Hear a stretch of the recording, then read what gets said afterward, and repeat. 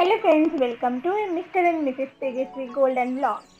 ఈరోజు ఈ 1 minute short వీడియోలో మనం 14 క్యారెట్ జ్యువెలరీ అనేది చూపించబోతున్నాను. సో ఈ ఎవ్రీ డిజైన్కి కూడా నేను ప్రైస్ అనేది మెన్షన్ చేశాను స్క్రీన్ మీద. ఇది వచ్చేసి ఆన్లైన్ డెలివరీ ప్లాట్ఫామ్ అండి.